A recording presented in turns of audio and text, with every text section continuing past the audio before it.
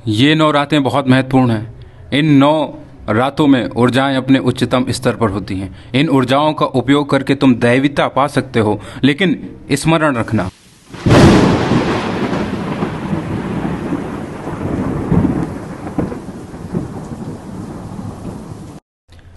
इन महा 9 रातों में तुम्हें क्या नहीं करना है, पहले वो तो जान लो।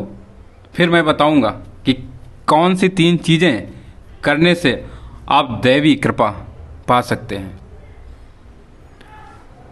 दुर्योधन कृष्ण को बांध लेना चाहता है, जंजीर लेकर खड़ा हुआ है, और जो भी अहंकार की जंजीर लेकर कृष्ण के सामने या अस्तित्व के सामने खड़ा होता है, असाध्य हो जाता है उसे बांधना, उसे पकड़ना।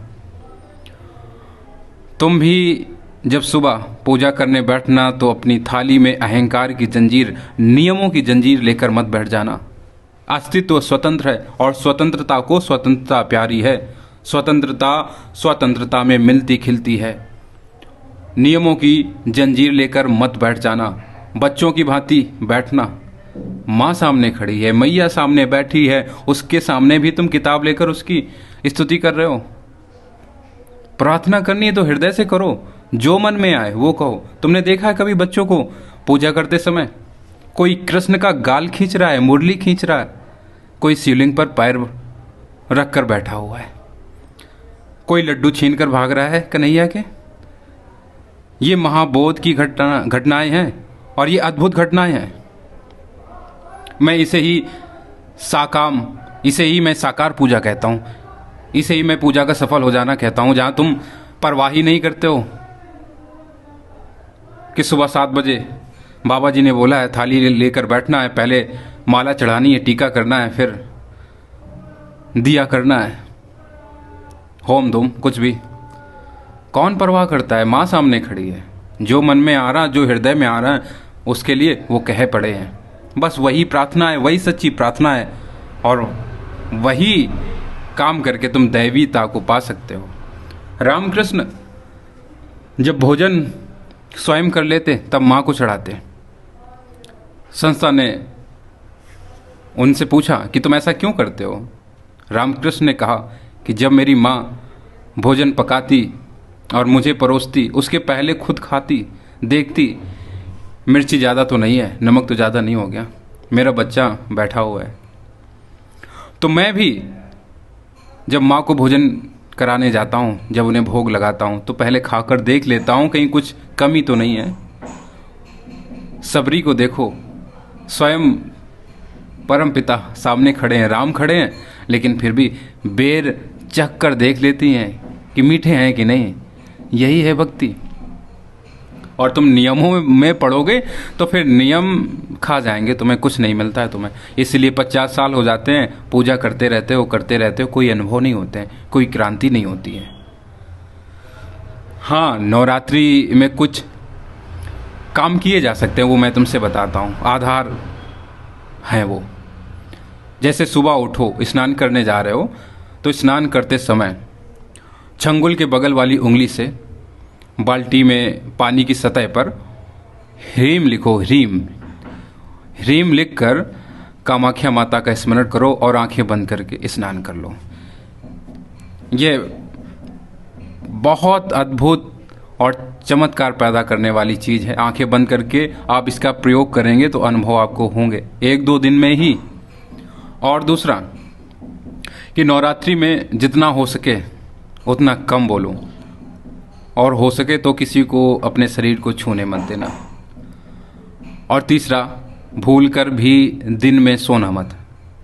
और चौथा, जो सबसे महत्वपूर्ण चीज़ है इन तीनों के परे, जो आप कर सकते हैं, जहाँ से आपको सच में 9 रात्रें हैं और 9 रातें ऊर्जाएं अपने उच्चतम स्तर पर होंगी। आप दूसरी तीसरी रात्रि में ही आप कुछ दैवी अनुभव प्राप्त करेंगे।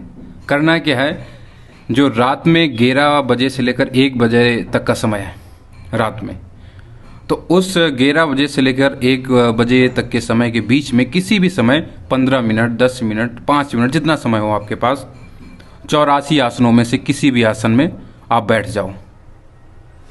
आप बैठो और रीढ़ की हड्डी सीधी होनी चाहिए, बस रीढ़ की हड्डी सीधी करके 10 मिनट 5 मिनट के लिए बैठो और साथ में जल लेकर जरूर बैठो, ठीक है।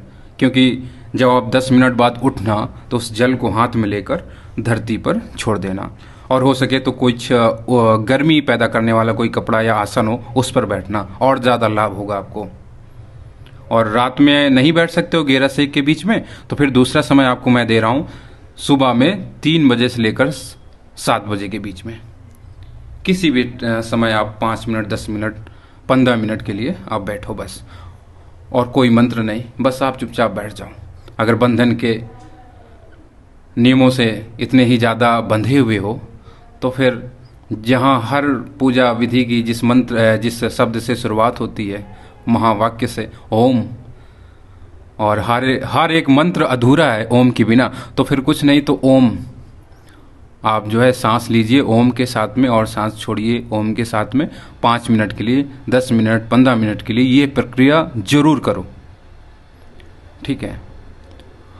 और इस भाव में करो कि सामने माँ बैठी है साक्षात, ठीक है। मूर्ति समझकर मत करना, समझो माँ ही बैठी हैं तुम्हारे सामने। रात्रि में कर रहे हो, दिन में कर रहे हो, जब कभी भी कर रहे हो तो समझो माँ ही बैठी हैं, और उनके सामने एक बच्चों की भांति, जैसे बच्चे लिपट जाते हैं अपनी माँ के आंचल से, अपनी माँ के गले लगते हैं, उसी भांति तुम भी बस बच्चों की भांति चिपक जाओ, और फिर देखो कैसे अनुभव होते हैं तुमको। नियम के बंधन से करोगे तो फिर वो बस खाना पूर्ति होगी, उसमें कोई मज़ा नहीं होता, उसमें कुछ होता नहीं है। क्योंकि सामने आप एक चीज़ बताइए, अब किसी प्रेमिका से बात करने जा रहे हो, किसी प्रेमी से बात करने जा रहे हो, और किताबें पढ़कर आप जो है उसको शेरो शायरी सुना रहे हैं, कोई प्रभाव पड़ता नहीं है। सामने अगर उसको पता है कि ये तो उस नॉवेल से बोल रहा है, तो आपकी बात जो है ना, आपका भाव महत्वहीन हो जाता है। वहीं आप ठीक है कम नहीं उतना अच्छा बोल सकते हैं, कोई दिक्कत नहीं, आप कुछ भी बोलते हैं, उसका प्रभाव बहुत होता है, उसका भाव असर डालता है सामने वाले पर, ठीक है।